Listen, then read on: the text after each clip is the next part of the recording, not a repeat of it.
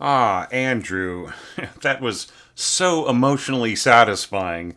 I mean, you really scored right to the meaning of the music at all times. You just really wanted to get the most, um, you know, the most out of it, like in terms of us feeling things, feeling what you feel in the music. I just felt it was enormously effective. So let's start our analysis. I don't know if you have been dropping in on these later analyses, but I've been starting them off at the end and then working my way backwards. So we'll look at E now, and then we'll take a look at D, maybe in 10 or 15 minutes, and then we'll jump back to the beginning of the piece. There's just so much to say. Um, yeah. Um,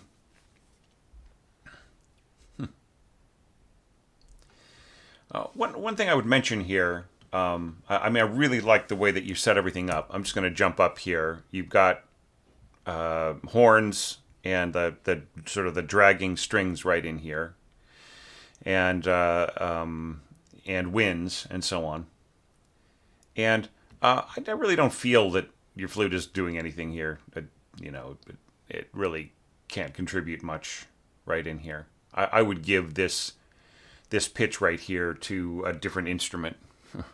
I mean, if anything that's going to be covered by a snarly stopped horn, then it is going to, yeah, it is just going, that note is just going to be overwhelmed, right? So yeah, so that flute is useless there. I think we've talked about this before in previous things, but I just really have to impress upon you that it really does mean something. That low flute scoring has to be really treated with enormous care, because otherwise, like, you can pin a lot of your balance on it. Like right here, you're going for a sort of a balanced sound. You want fortissimo winds against forte piano horns and so on. But like, it doesn't matter. There could be piano, forte piano for your third horn, but the piano third horn stopped is still going to overwhelm the flute.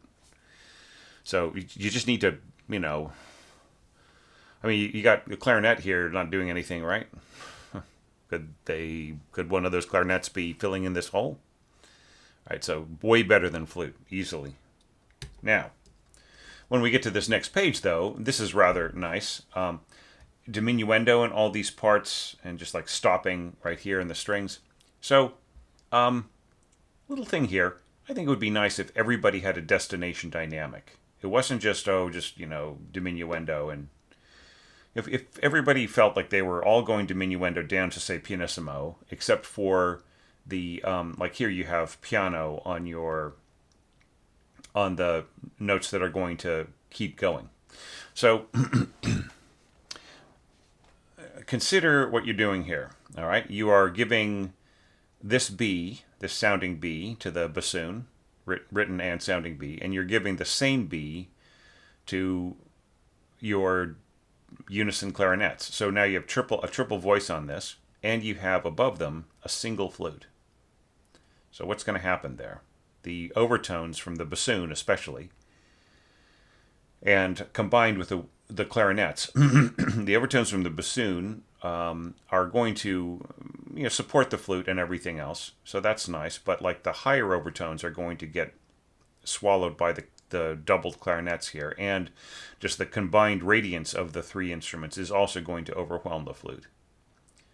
You would, like, this is a soft place for the flute. Yeah, I mean, they can play out a little bit, but seeing as how the flute has to emerge from the sound of these stopped and open horns, right? You're just kind of not giving it much distance to to emerge, and at the best you're going to get out of this will be a kind of an overtone sound above these instruments. If that's all you wanted, that's what you get. But like, I suspect that you wanted something more here, right? I mean, you could have gotten a really balanced sound with just replacing this note with clarinet and getting rid of the other clarinet and just having an octave in clarinet and bassoon, right? Or you could have just gotten rid of the clarinets entirely and had clarinet and bassoon, flute and bassoon, and gotten a really beautiful balanced sound. If you want to moderate the sound of the bassoon, double it with the cello, I'd say. But anyway, so like just watch out. Like the weight of the bottom of this octave is really going to overwhelm the flute above. All right. All right, so double bass coming in now. Excuse me.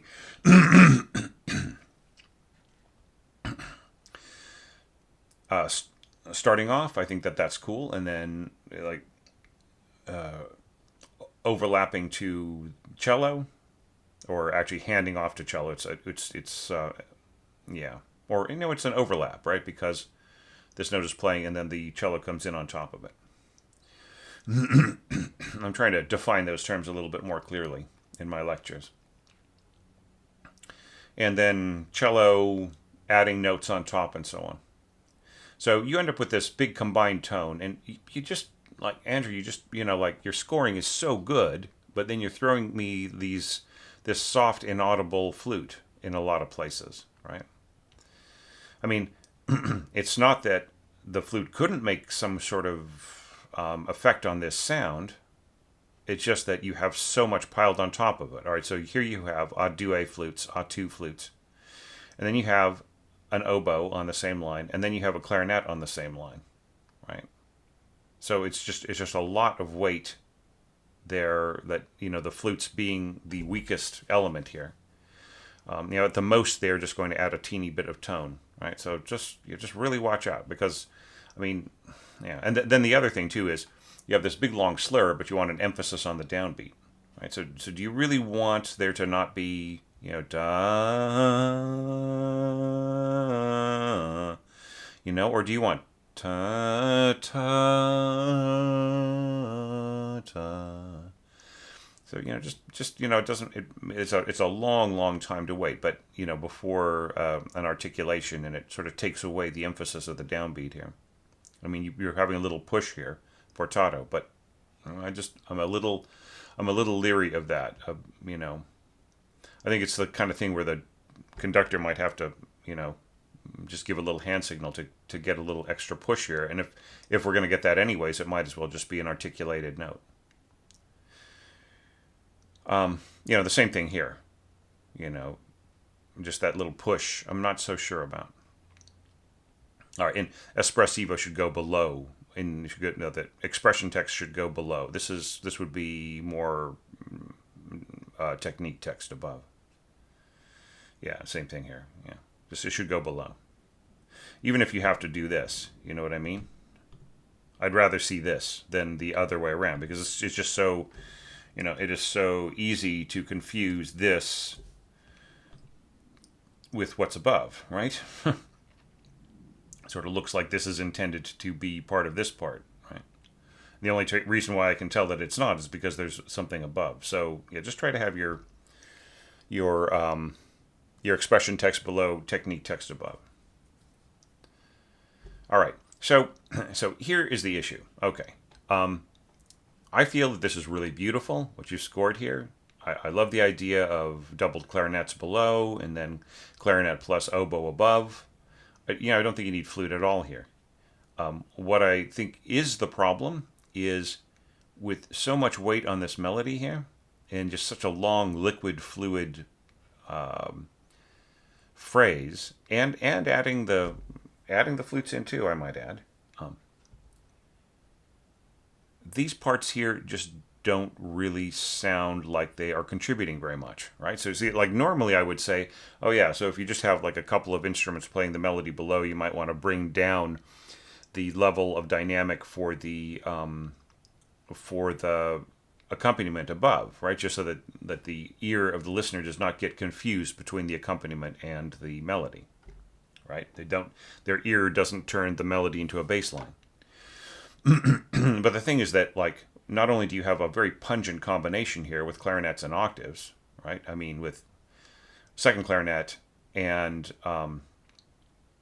bass clarinet, right? Not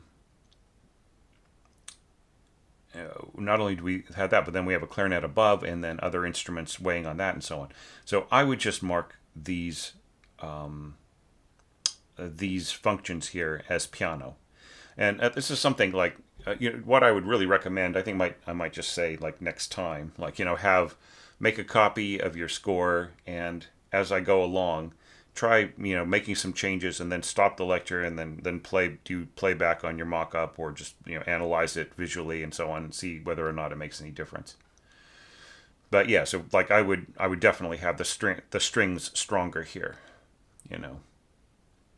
And then here, like now you really pile it on, because now you're adding first bassoon, right? And there's no change here to the other functions. So yeah, and it's a longer phrase, right? Without this little suppression of the dynamic in the middle, right? You just really, the instruments are really going to open up here, and this will just get buried. So once again, this should be piano. So if we just give it the piano marking here, then this will balance a lot better.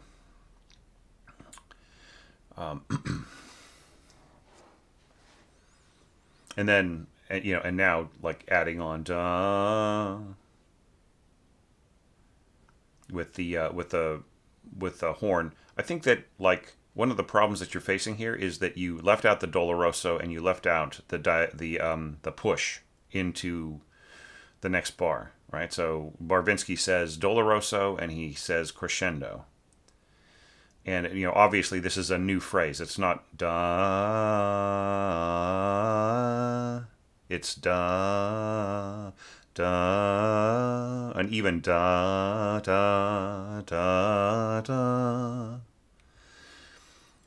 And there's another thing too, and that is the implied leap. Ta, ta. So by putting a slur here, we also lose the emphasis right here. And then of course you've got the sort of the voice crossing of the oboes over the flutes here. This is a pitch I would give to like a single English horn before I would give it to two flutes. I just feel it's just so, this is really kind of weakly positioned. And I'll have more to say about enclosing flute with clarinets. It's really a risky thing that you're doing in here. And I mean, taking chances, that's the name of the game, right, in these lectures. But you want a nice, stable partner for your clarinets here. And I don't think that two flutes with oboes on top of them is exactly the formula. Especially with the, like, bass clarinet so close by, and also the bassoon so near, and horn and so on and so forth, right? So I just feel it's all really. I mean, look, you could score it for flute and add the English horn just to sort of have the requisite amount of weight right there. Yeah. I mean, it's really beautiful, though, the way that it all, like everything else, adds up. Don't let me get sidetracked in worrying about your low flute scoring. But, I mean, you keep scoring flute lower than instruments that are much, much, much stronger in not just in their timbre, but also in their weight, but also like there's like the radiance, right? The radiance of the oboes here is so much stronger that it'll swallow up the meaning, the harmonic meaning of these pitches, right? It's not just that their tone quality will suffer or whatever. It's almost as if like what they have to say harmonically won't really be heard, right? That's the big concern. There's so much better, there's so much stronger of a clarinet part, right, rather than a flute part. So I mean, if you hear, I hear sort of a kind of a cooler sound under my oboes. Well, that problem was solved long ago with the clarinets, right? So just really watch out about putting flutes below oboes, putting flutes below clarinets, and so on. It's just that that beautiful roundness and spiciness of the overtones of those instruments are exactly what kill lower flute, like the sound of the lower flute. It's working it's working to a small degree here in the mock-up, but and fairly, just you may fairly question my advice when you hear wind quintets and so on, like doing things like that, sending the flute lower and so on. So, why can't it work here? And I would just say because it's a more orchestral kind of it's not being played in a chamber. The players are farther apart. You're adding strings. You're adding horn here, right? Even though it's soft, it's adding even a stronger element, right? Just right under the pitch where these flutes are. So I would just say, if you have to do that, beef them up. If you don't, just, figure out something else to do. All right. But the Doloroso is the important thing. Pushing into the next bar with all the instruments and bringing out these thirds up here. And I think with their own tongued note. Da da ta da da da ta. Just making sure that it all fits together. All right, and now I like that. I really like the smoothness now, like a lot of the connectivity that you've got, like phrases overlapping each other and so on and so forth. Like they're, so far they mostly work. So like oboe here, flute coming in, and the flute working with the second clarinet all by, right? I'm worried about the clarinet above, right?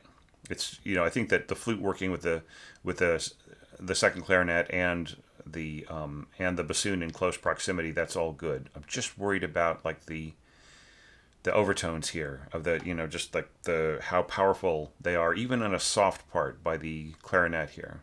So it could work.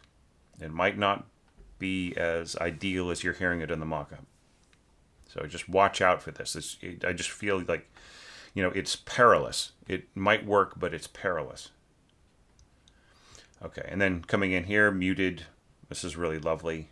There's really kind of no objections or questions or anything about this. It's all great. Rolled harp and, doubling the first flute with the winds here, except why is the flute pianissimo and I can see here, like you want the bassoon to absolutely blend perfectly with the cello, but once again, you're putting the flute in its softest register, right? So piano, at least, you should have the same dynamic. And then as it descends, it will merge right into the sound of the bassoon and the cellos as they come up and the strings and everything else. Okay?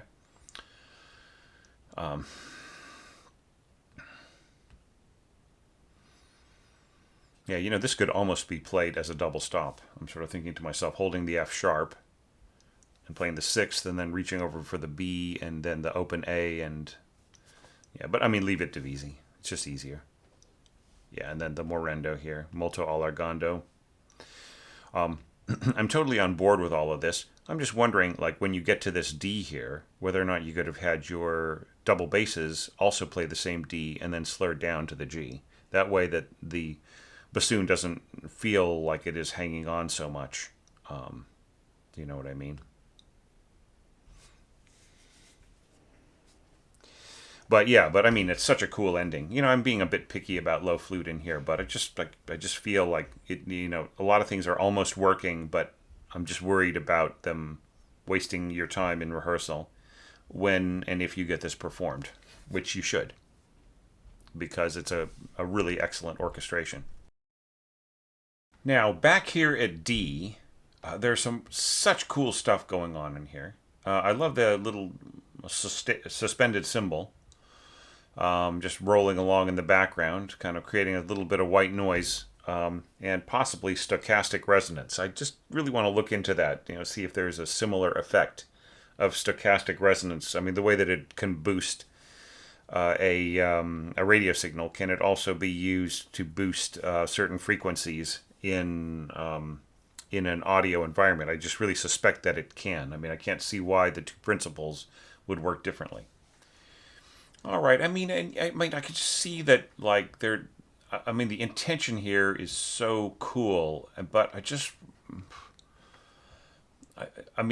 that first oboe right here is already strong enough to do everything that is needed here to double the first violin. And then when you jump up here to G sharp, I feel you're completely missing a great opportunity to have the flutes. That's, I feel that's where the flute should come in, right? And just really make this, thicken up this line. And if you had wanted to, you could go A2 or A2 the um, on the oboe part here, or just left it, just left it to maybe clarinet if you wanted to change things around. But yeah, I mean, I just really feel that, like, even though, like, here you got A2 A2 on your flute. Um,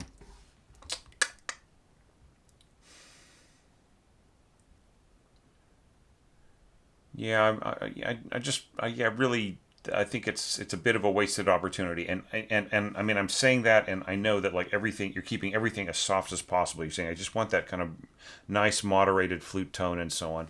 I mean, and it's not hurting anything to score it that way. It's not like there's a big crisis here. The oboe will really carry the day here, and especially on the lower tones.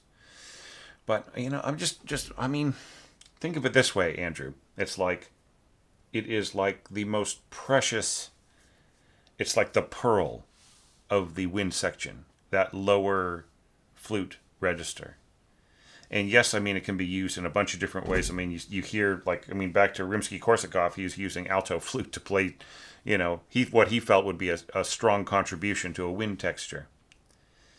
But, like, in reality, I just feel that, like, it is, it's just really precious, and it should be saved up for the right moment, right? But, like, I mean, there's no harm in what you scored. It'll hold together because of the oboe, but I just feel like that the flutes are doing kind of really nothing right here. And then right in here, I feel that the opportunity is wasted because there's no doubling on these higher pitches, right? Where they really so easily could be. Then there's the further issue too, and that is, like, your cascading octaves here. They're very simply scored, and, like, when you get down to here, it's like piano sempre crescendo. Well, I mean, surely the piccolo could be a little louder, right? Certainly the harp could be a little louder. I would mark the harp at mezzo forte, frankly, and I would have your piccolo at least as strong as all the other parts in its cascading octaves. And just, I think you just would see that part just leap out much, much better. Yeah, and I love this little touch of pizzicato here. Just really lovely. Exactly. So it's its own separate part. And here you're kind of connecting it to the timpani, but then no more timpani. But it's all right. You're coming off of the D part, and that's perfectly fine. So,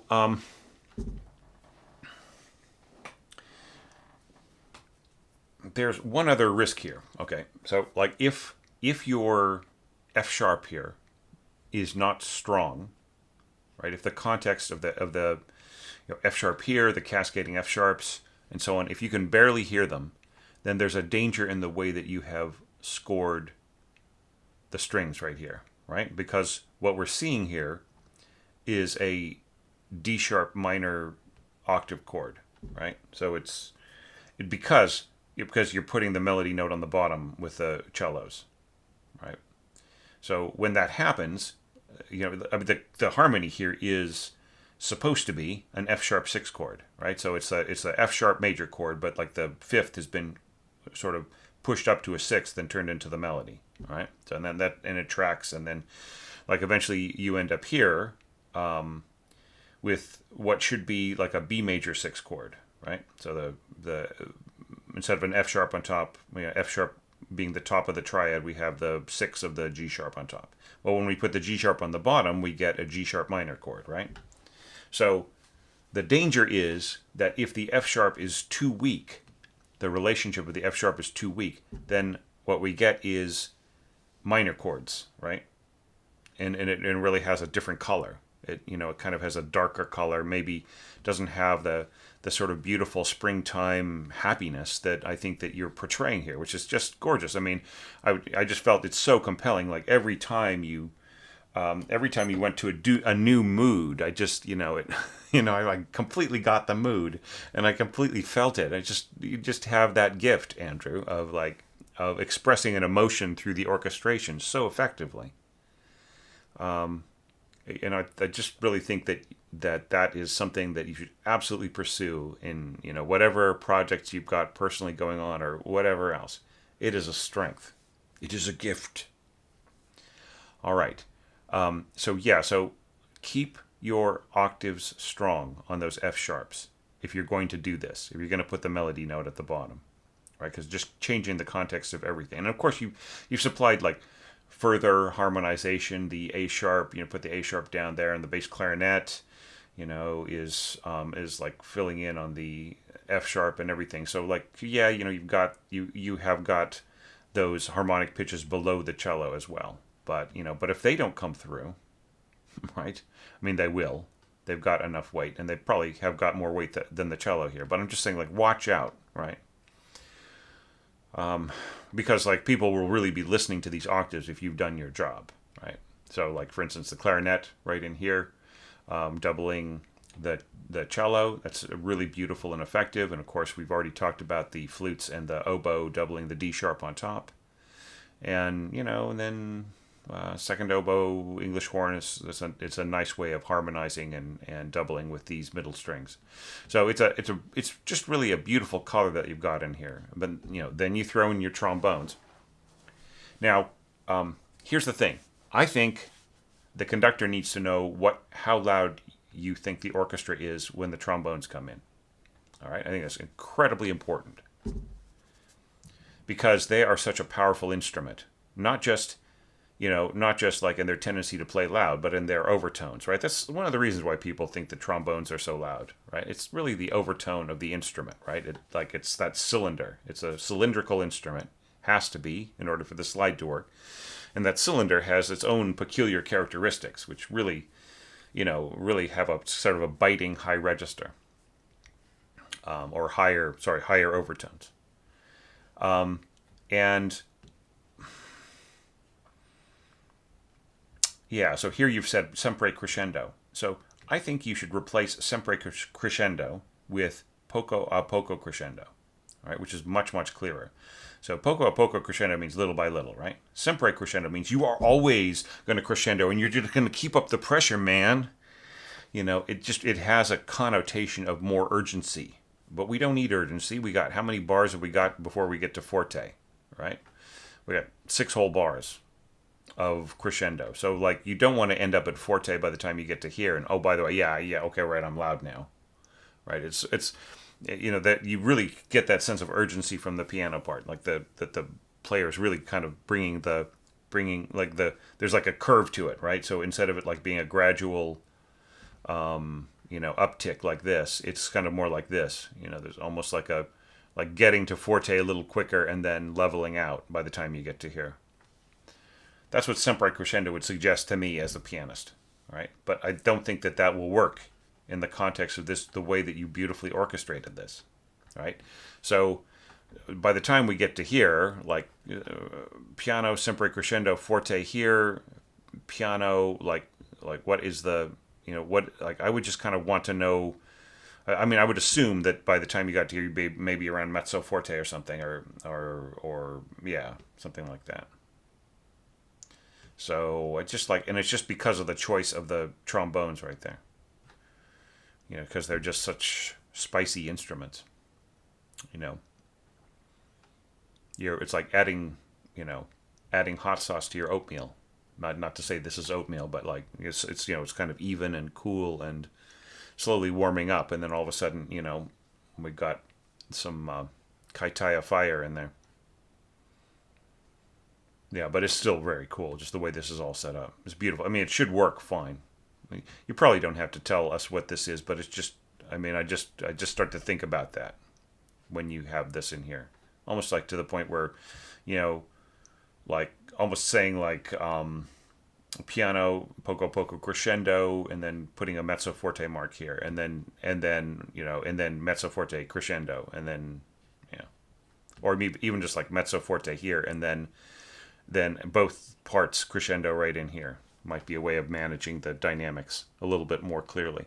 But yeah, if you're going to put in a trombone here, you shouldn't have flutes this low. That's my feeling, right? And you should just really make sure that the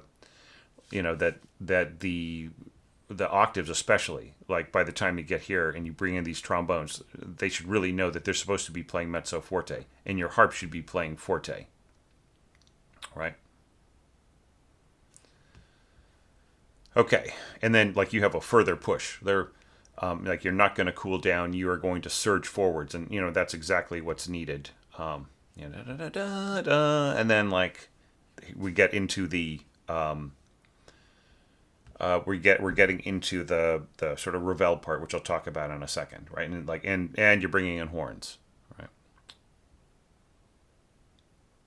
So where is this all leading?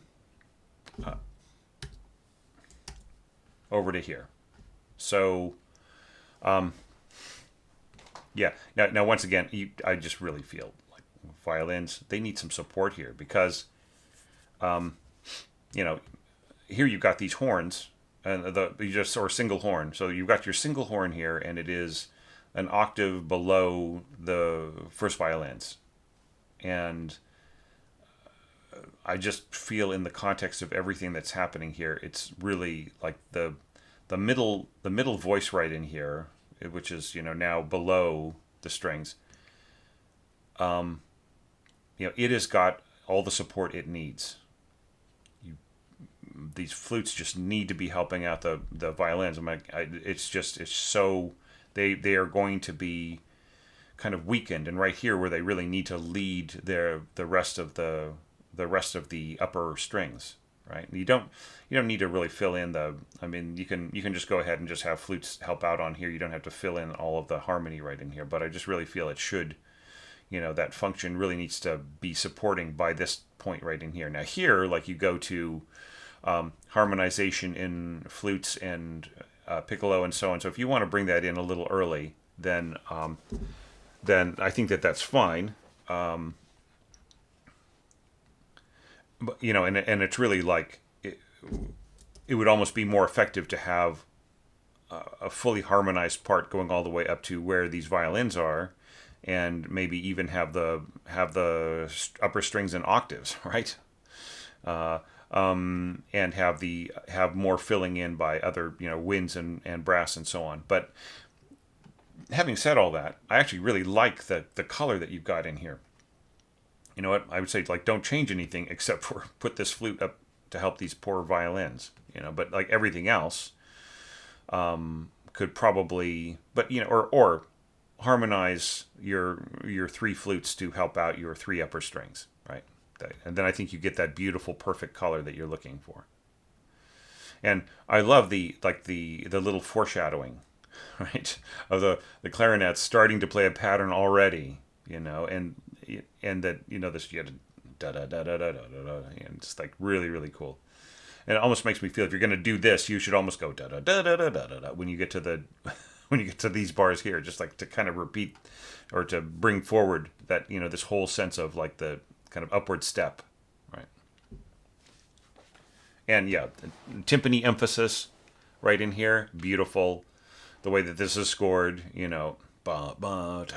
that's just really, really, virile. You know what I mean? Like it's really, really kind of muscular and just really rolling up its sleeves and getting ready to pitch in the best way, and then using the developing patterns here to work your way upwards, right?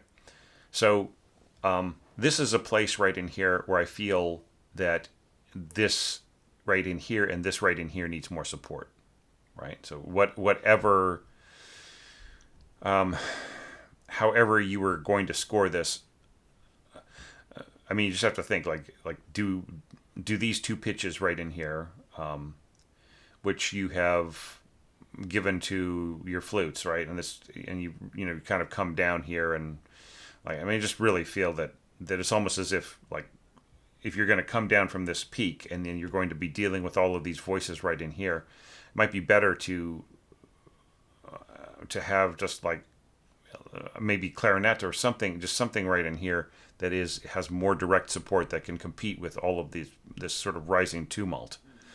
So just like I just worry about this right in here, or maybe some of this could be like as things go into this area, you could start bringing in your trumpets, and then have the violins and the flutes sort of help out with this, just with this wonderful gesture that you've got in here, which I'm just so concerned is underpowered. All right, and then here, like non-legato, you just really want and so on. Yeah, and that's all cool.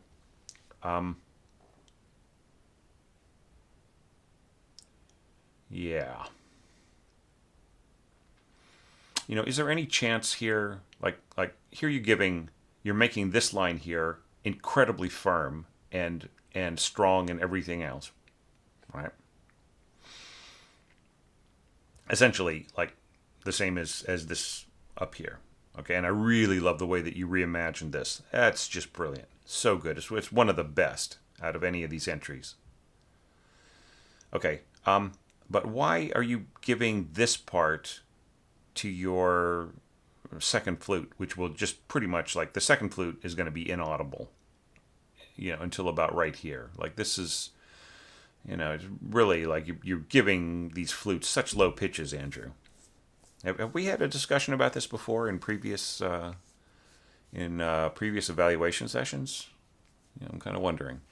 Okay, but like, look, there is no reason why you couldn't give this pitch to your first clarinet, and then you just have these thirds going up, and you make your flutes duet here, right? I think that you just get a way better sound. So, like, give this line to your first clarinet, leave the bottom line but I mean, yeah, and leave your bottom line as written for the second clarinet, and then I think you just get the best of both worlds. Yeah. That's my opinion, and I'm sticking to it. And then, yeah, and then here in your violins, I just really love the kind of furious, and just kind of, yeah, I mean, it's cool that you're keeping it down and then you're letting the winds go up, but occasionally, I just kind of wonder why they couldn't be set free to rise higher and higher, especially when you get to here and you've got this really high piccolo note. Couldn't the violins be playing in octaves here? And that way, like, it would be they'd be descending. The melody line would be descending along with the the piccolo here, rather than leaping up, right, to this octave here. You could be playing in octaves with your second violins, going all the way up to the high C sharp, and then getting down to here, and then just going to a single note, going unison here, and having the seconds come in. Yeah. Yeah, and for that matter, there's no reason why you couldn't be playing octaves from the very beginning. So, yeah.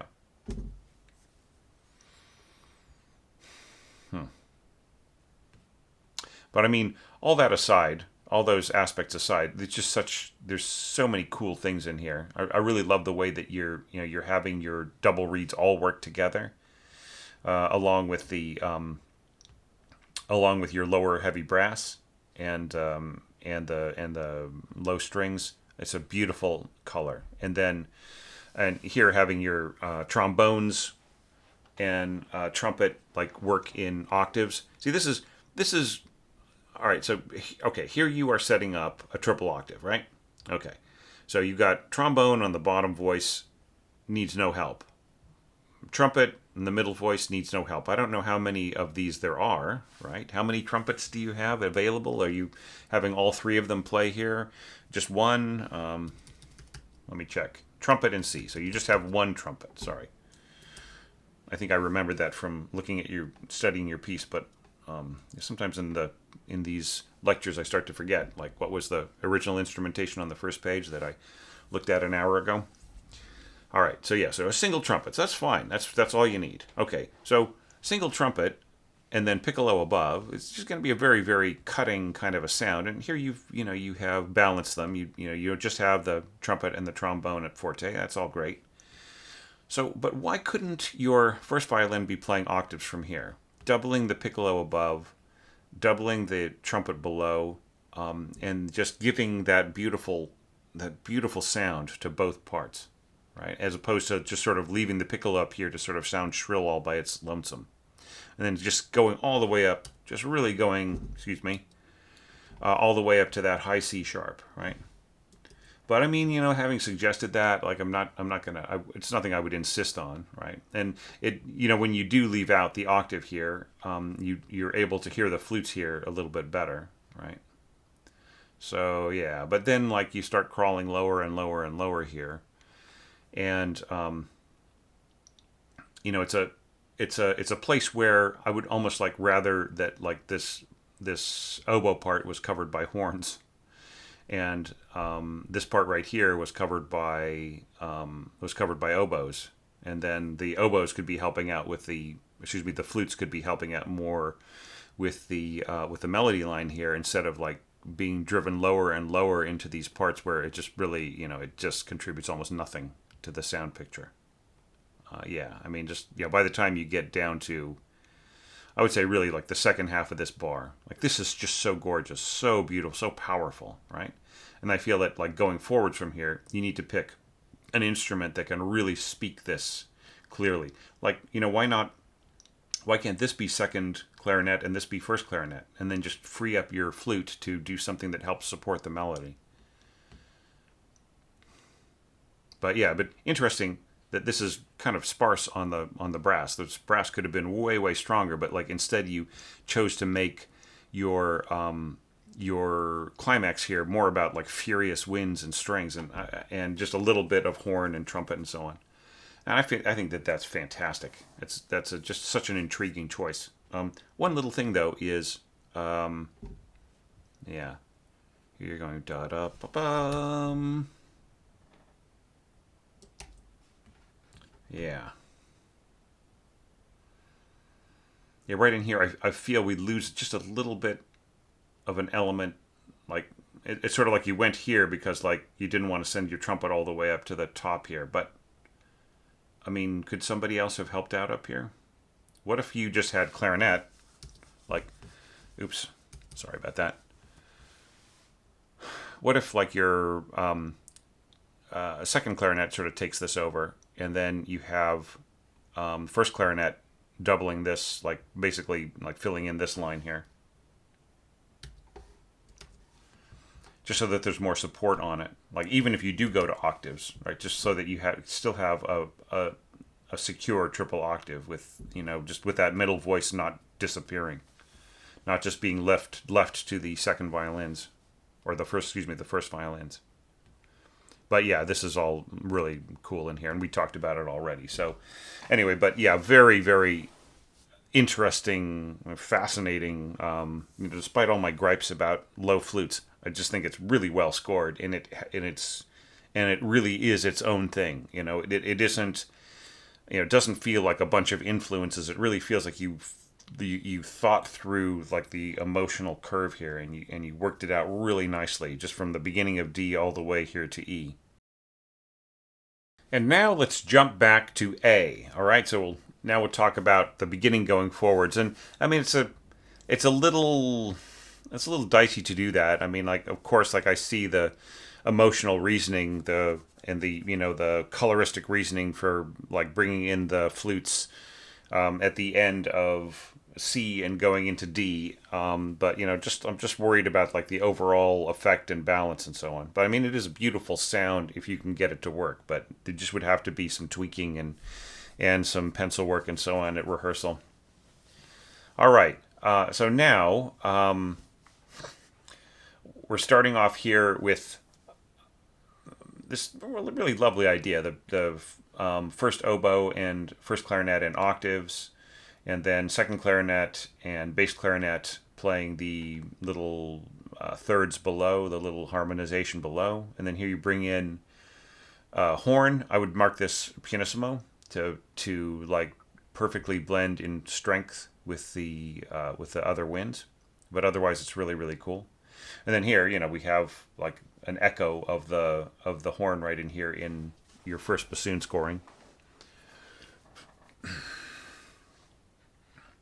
And what I thought was really cool here was how you did like you did that sort of suspended pitch right in here with the bass clarinet, and then then the second bassoon took over that function, and it was so seamless the way that those parts worked together. Just so nice, such great scoring, and I mean especially like the once again like the emotional choices. I felt they worked really really beautifully, and the whole sense of the textural progression, the timbral progression, making a kind of making like a kind telling a kind of story, if you know what I mean. Sorry, I'm like looking at three screens at once here, just making sure I have everything set up. Yeah, so I felt that this is all really effective. It yeah,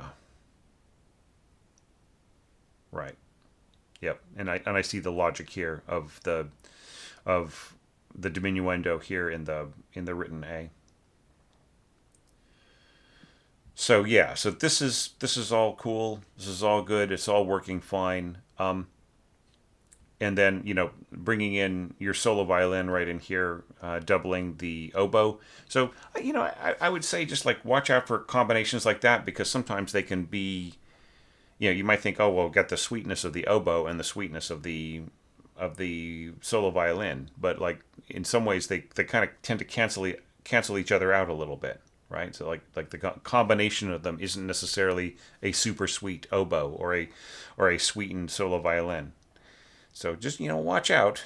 Might have been better to bring in section violins here, like if you wanted to get like a really nice combined sound, I would say.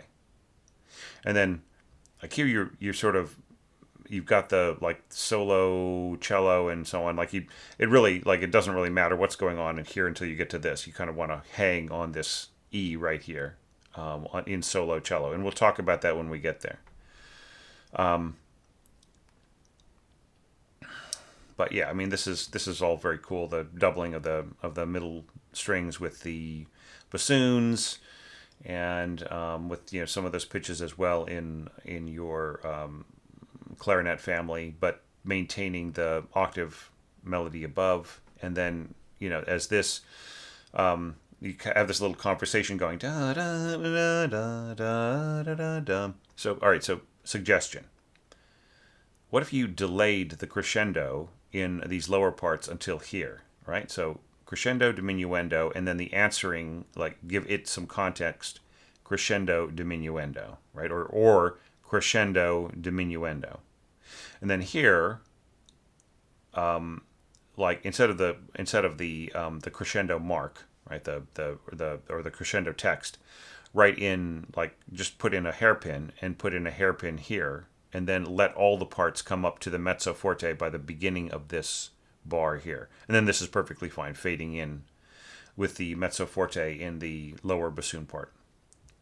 I think that manages things better where you have a conversation between the two different phrases, right? And those suggested marks could also make their way into here instead of just kind of like having a hey crescendo. There's your mezzo forte kind of thing. Just it's more managed so that like the functions are really well drawn out, they're really well delineated, and using the dynamics to help define them. Yeah, and then we got this E in the viola, and then like I mean, you're not fading into this E. It's just a little strange that one function in there. But yeah, I mean, you want to sort of set up the E as something that you are settling on. All right. Um,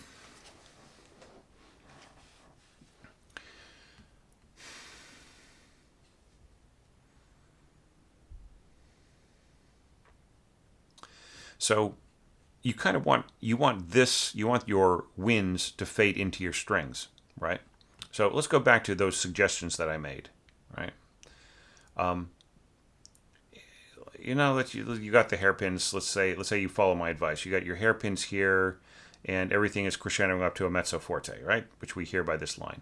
Now here is where I would say diminuendo, and don't put a tenuto mark at the end, right here. Just fade away and fade away down to a like give us a destination like piano, and then I would then these two parts like the strings will appear to emerge from the winds almost effortlessly.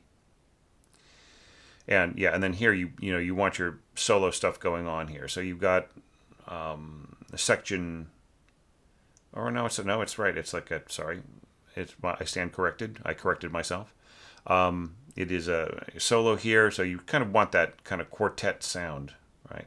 So solo 1 and solo 2. So I guess it'll sort of work. Yeah. Yep. Um. Yeah. Yeah. Yeah. I sort of had a few reservations, but if you're able to sort of fade out the winds before you get to here, then I don't think it is a big problem. Yeah.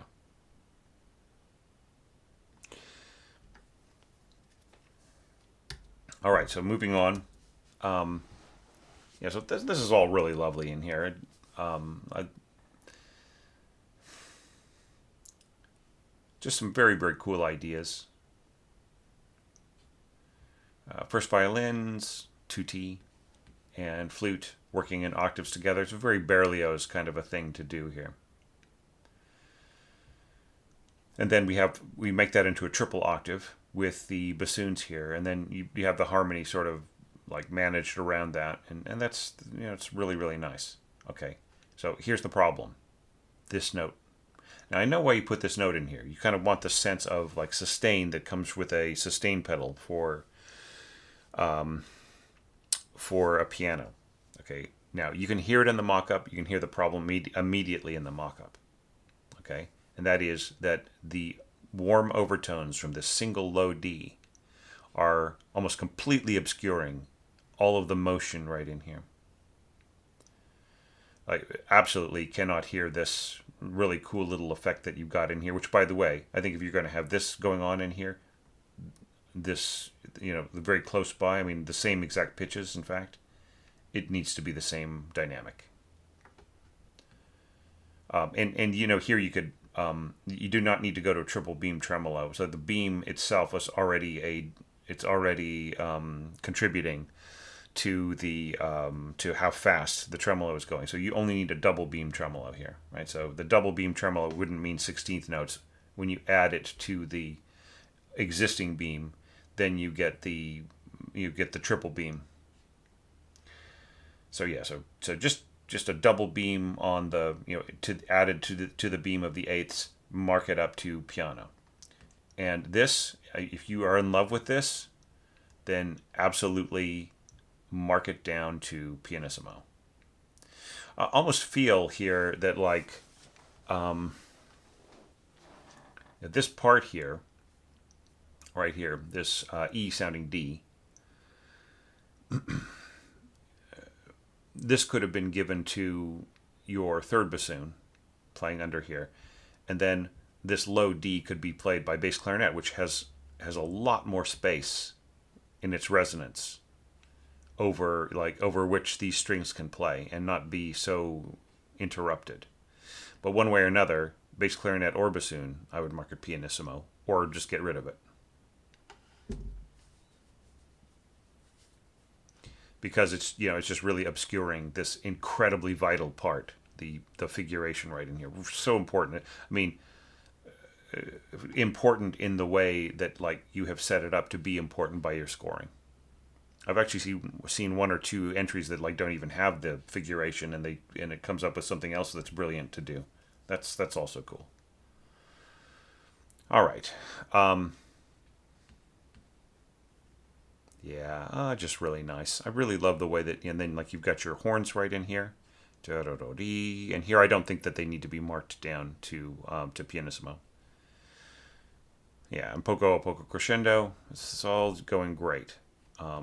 Just really have look. I love the way you simply have this flute here and the first oboe, and it's all balancing beautifully, and the clarinet right in here, which is doubling the oboe, and yeah, this one low note down here. I just feel it's really strong scoring, man. Yeah, and then here, this D works because the double basses are nowhere near as invasive with their overtones as the bassoon is on this note. especially in the way that it's scored in the mock-up. Like, one of the beautiful things about bassoon is how easily a lot of really great players will just like moderate their overtones. Like, they might not actually play any softer, but they'll sound softer, just because they're kind of working to kind of take the edge off, right? But like, you can't count on that here. Mark it pianissimo. Yeah, and then just this beautiful unfolding. I think this is some of your strongest scoring, right here. It's really nice, and the way that the strings pick up energy here, so cool. And then this wonderful flowering here. The cellos, I love the long slurs here, and the and your lower winds right in here, and these nice low tones, the double basses and the third bassoon working together, and yeah, just like the simplicity and the directness of it is just so nice. And yeah, just heart in the mouth kind of harmonies right in here, just really really beautiful. And then here you have a little flare, and then you bring it in, dolce, so like a nice, a nice nice tremolo on this. And then here you might even say like pianissimo non vibrato, right? And see how that works. Just try that out. Just see how it sounds in your mock-up. And even like flutes, and you won't have to put it on the clarinets, but like just put it on the flutes. So yeah, so this is so gorgeous the way this, like it works its way upwards, really really nice, and then settles on this. Now here is an example of some really nice low flute scoring, especially like if you were to take away the vibrato, right? So imagine this non-vibrato, the clarinets down here, and the way that this is all set up. You just wonderful like ice, right? And then that is like the perfect kind of sound with which to work your way up, along with the harp. Such a great idea. Such a fantastic idea. Once again, you only need the double beam tremolo marking here if you already have a beam, right? Yeah, and I would put a big slur over this too, and then all right. Now here, all right, okay. So philosophically, my philosophy here with this is that this is Barvinsky's spirit or muse or whatever wandering. And he takes away any kind of accompaniment because he doesn't want the listener to know where he's ending, because he doesn't know where he's ending up. But by providing the harmonic context, we are telling Barvinsky's wandering spirit where it's heading, right? Try taking it out and seeing what you think. Try sort of fading out by the time you get to the end of the fourth beat, and just having nothing on the downbeat, and see where that goes, right? But if it feels more right to you to leave in harmony here, then I'm not going to stop you, because you scored it beautifully. All right, and that just leaves the C section here, which, yeah, it's actually very simplistic and in a nice way. Maybe there could have been a little bit more expression you could have gotten here out of the, maybe nuancing it a little bit and so on, rather than just general crescendo and diminuendo. Well, crescendo and diminuendo, what's the dynamic by the time you get to the diminuendo? I think that the players should all have the same idea of what it is, and you should supply that idea. Right? So what, mezzo forte, or what is it? You decide. Now, right here, I feel that if you're going to have this approach with the, mezzo staccato and so on some of these slurs, that your timpani has to be much softer. Right, because basically, these are, what is stronger with the same dynamic given a row of timpani notes or a row of slurred lower string notes. So obviously, the lower strings are going to suffer by comparison. So you really do have to bring down the timpani here, and just have that really soft pulse, and then these will stand out more. But I think that dynamic mixing of the bringing up the lower strings would not really work with the way that you have scored the winds right in here, right? So yeah, so that's the balance here. But otherwise, everything here works. So yeah, just bring down the timpani and you're fine. Maybe you could have the timpani play like staccato, just doink doink doink doink doink doink, along to this smooth as peanut butter kind of surging octaves here. But anyway, all that aside, I think that this is really a great score, Andrew. And I mean, I've been telling a lot of my entrants in this later phase to try to get their works performed, and I think this would sound great. I mean, do you know a conductor? Do you know a manager of an orchestra? Do you hobnob with anybody? Rub shoulders? Does anybody want to put on an orchestral performance of some Ukrainian, like of a nice, a beautiful Ukrainian piece of music? Not to say that you are Ukrainian or anything, but that that this is a way of kind of helping keep focus and attention on Ukrainian culture, and just understanding them as a real country and real people, and people who need our help. Which brings up the other topic, which is I'm just so happy that you were able to put this score together and bring it to me in the context of us helping them, right? I think that is a really important thing too. And thanks as well. Like I keep saying this, and I hope nobody's tired of hearing it, because I'm not tired of saying it. And that is, I'm so grateful to all my Patreon supporters who helped out, keeping things going, keeping up their pledges and everything else to help me raise the money to send them. And I actually raised more money, and I'm going to send that to them next month. I just need the holidays to be over, and to kind of get through the next few weeks, which I'm just going to go on vacation and forget about things mostly for a while. Yeah, but I'll be thinking about everybody and how cool it was this year. Just what an awesome time I had hanging out with you all and looking at your scores. And I'll have more to say on my the very last evaluation, which is coming, I think, later today or tomorrow, just depending on what order I'm going to release these in. I think probably it's going to be the very next evaluation, so probably a little bit later today. So thank you, Andrew. Thanks for your support. Thanks for being such an awesome member of the community. Thanks everybody else for spreading the word, being a part of all this. You guys are awesome, and I have more fun stuff for you to do next year. Watch for that, and I'll see you very, very soon for the very last evaluation of this entire massive odyssey through Barvinsky's music.